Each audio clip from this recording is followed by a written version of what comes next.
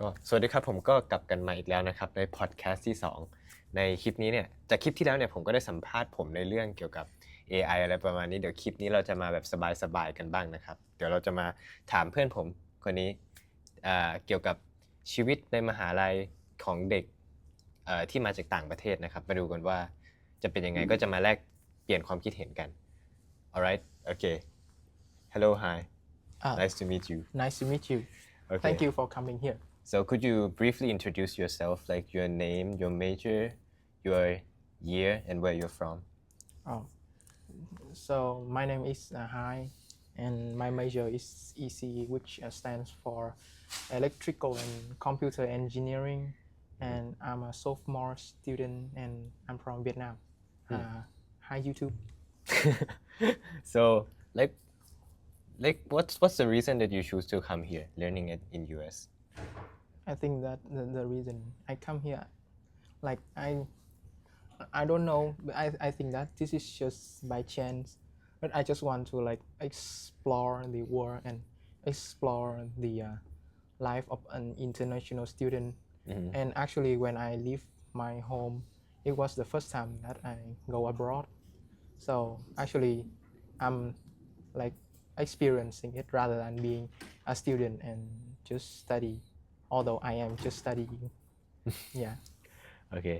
Did you face any Did you face any culture shock or anything interesting here that is like different from where you're from?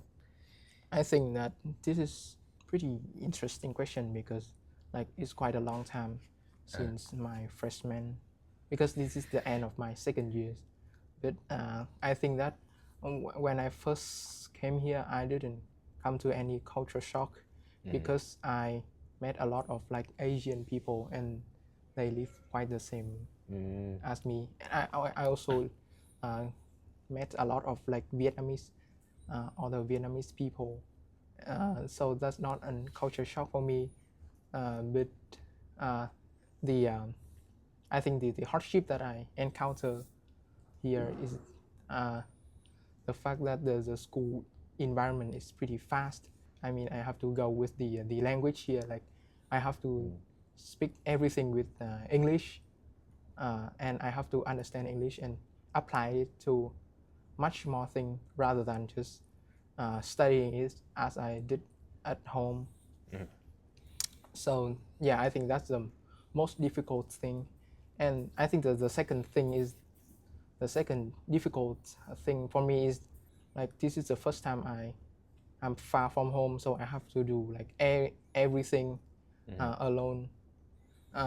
Yeah, you guys can say that I have friends here, but basically I have to do like everything. Yeah, that's my difficulty. Yeah, I think I also understand that because I also face those stuff also, like you said, language barriers sometimes, you know, like during lectures sometimes, to be honest, I don't understand anything. Depends on like it's because like sometimes the professors speak so fast, or sometimes they have like unusual accent that I'm not familiar with, something like that, right? And also about you said about like the fast pace of the WPI. Yeah, it's true because our school is like we have 4 terms, right? So basically 4 terms, 2 semesters. So 1 semester is split into 2 terms, which makes the pace more faster. So we will be learning at least three courses per term, and for 1 semester there will be 6 courses, which means that you need to try to finish those 3 courses in 1 term. Yeah, that's actually like pretty fast paced. Do you feel like you can adapt to it better now, like since we are about to like done with sophomore year? Yeah, actually I kind of like adapted.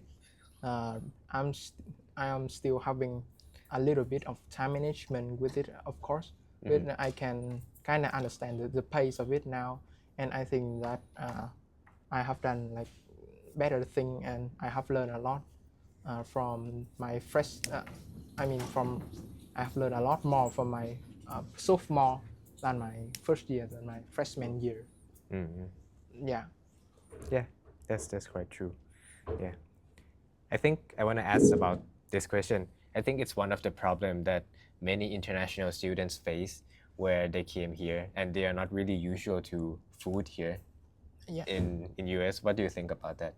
Do you feel like it's hard to eat or yeah, anything? Actually, I think that I'm an easygoing person, at least with food and beverage and drinks. Actually, I can like pick almost everything and almost everything that can call food here to eat. I might say so because some of them are still not as good as I thought. I want to give an example about like this morning I bought latte from Dunkin' Donut, I guess, and then when I drink it, when I drank it, I thought that it was as sweet as the kind of coffee in Vietnam, but it wasn't. It was pretty bland and pretty bitter. Yeah, but I made it to the bottom, so I think that I'm quite an easygoing person, but I still have some like I still have some like hard time with the foods here. Yes. Okay. So like in general, for food in general, like can you tell like what's the difference? Can you tell me like what are the differences in the flavor or taste about like American food and Vietnamese foods? You know. I mean, like I think that the main difference is that the lack of the lack of the condiment in their foods. Like American people only mostly put just salt to make their food to make the savory food like salty, and they only add sugar to make the food has the sweet flavor, I guess. But yeah, I mean, like in Asian country, you also know some like some kind of other condiment like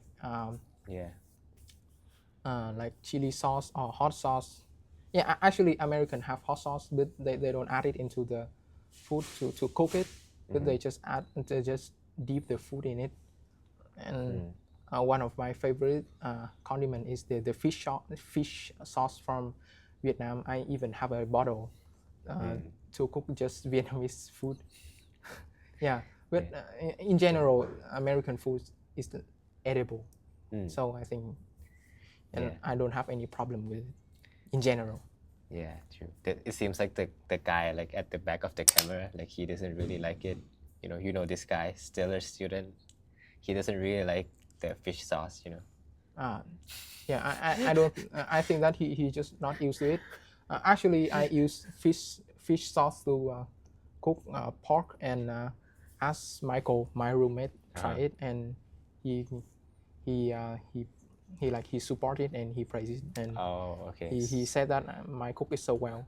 So all I did is friends just also like putting it. some fish sauce into my pork. Yeah. Okay. Yeah. It may be like an acquired taste, depends on people. Yeah. But yeah. Wait, I forgot what I about to. Yeah, so like basically what you say is like food in our countries has more like more variety of flavor, in one bite, something like that. But food here is between like very salty or very sweet, something like that, right? Yeah. Yeah. So like other than food, do you have anything that you feel like you miss about Vietnam? Once you have been living here for like almost 2 years, do you feel like you miss anything?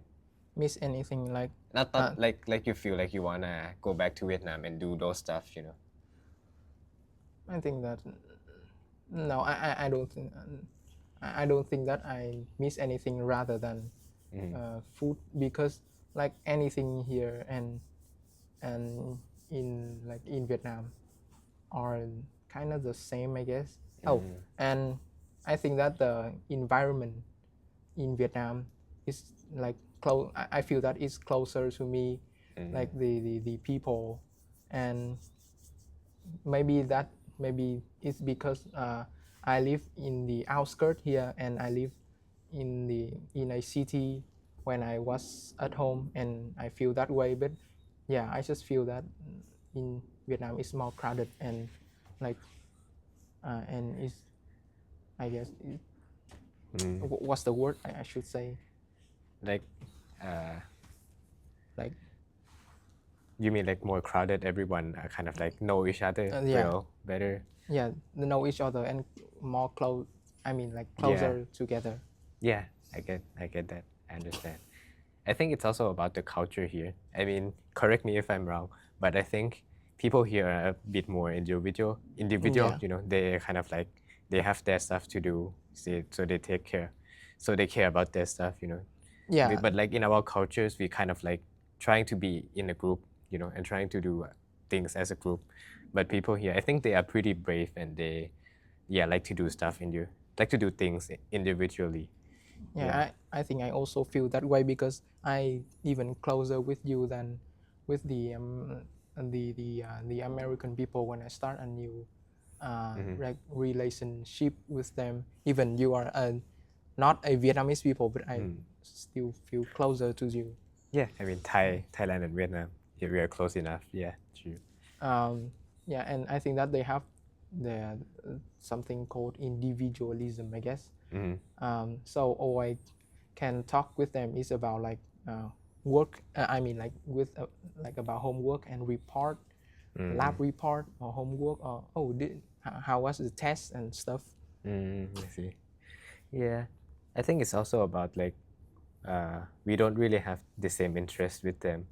I mean, but finally, if somehow we have the same interest or having like the same mindset, you know, we might be able to connect. Maybe you might need to find that, but it might be a bit harder in this culture that everyone, you know, are more individualism, I guess.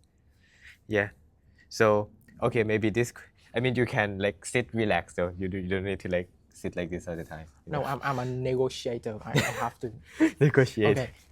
Okay, relax. Yeah, relax. But this question might be a bit deeper, you know, like, so from you have been living here for like almost 2 years. Yeah. You have faced a lot of cultures, a lot of people.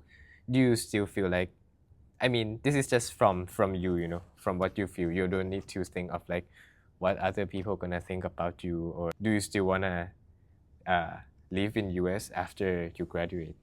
Just depends on like the environment, the cultures. Would you still be happy, you know, living? I think that this question is quite far because I still feel that I haven't like experienced in the US that much. Because technically you said that we have been experienced and living in the US for 2 years, but that's just the school year. The actual year is just about like 16 months or more than or 16 months or 17 months, which is I think that's just more than 1 year. And another thing I want to mention is that we are still living at the outskirts, which is the Worcester, and we hardly have time to go to the city or somewhere more crowded with people. So yeah, this question is quite far from me. But right now my my decision is still living in the US for at least 1 year and adapt with the US people and maybe make some value in the US.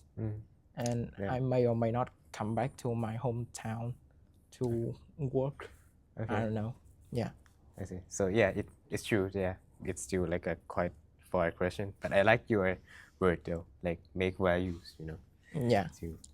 Yeah. Do you want to talk about academic stuff here? Or Yeah. Surely. Why not? okay, why not? Do you feel like the way teachers or professor teach here, the curriculum and like the style of teaching different from teachers back in Vietnam from your school?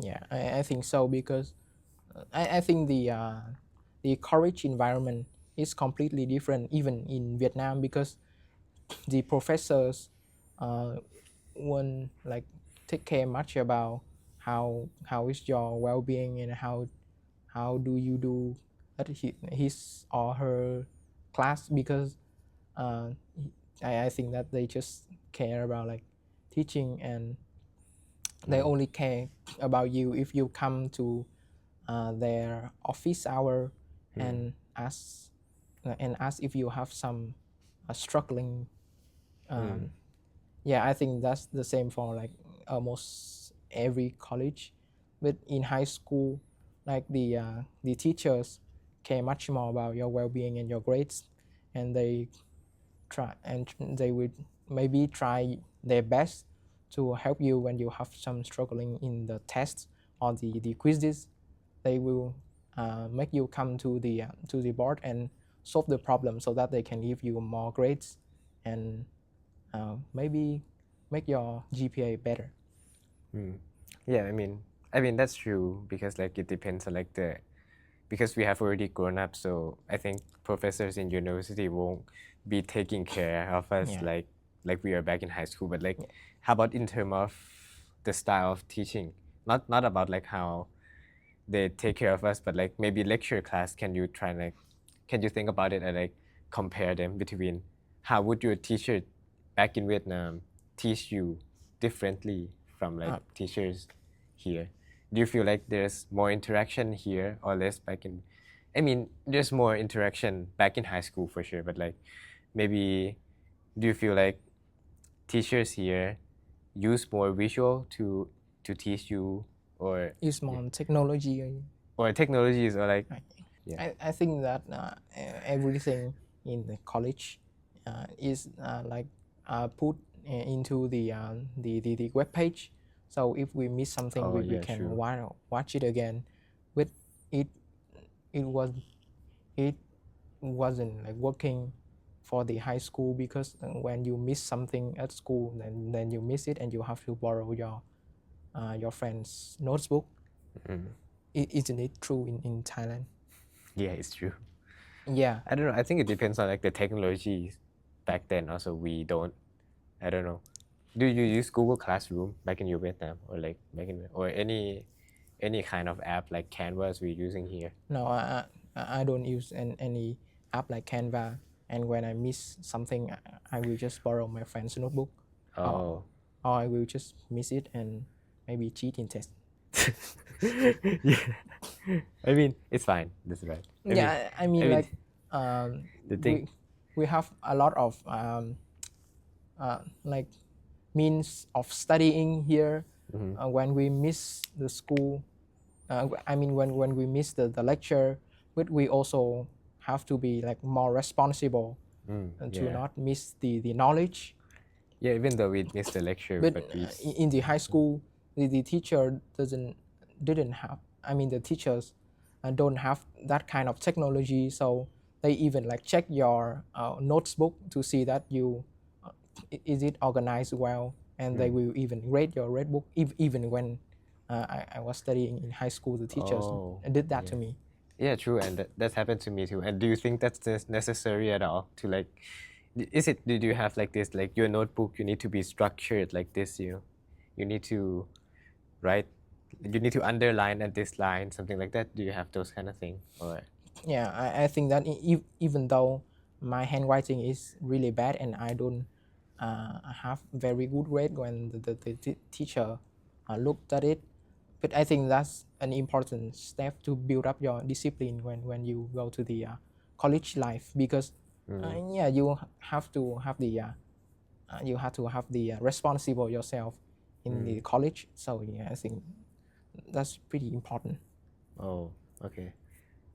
But don't you feel like different people might wanna like note different ways, something like that, because some people might wanna because like some style of people, maybe for me, I can't, while the professor is like lecturing me, I can't really write a lot of stuff while the professor is lecturing, because I can't really focus two things at the same time. So I just trying to maybe sometimes don't lecture anything and just go back to look at notes, or sometimes just like lecture as like a bigger topic, so not much detail.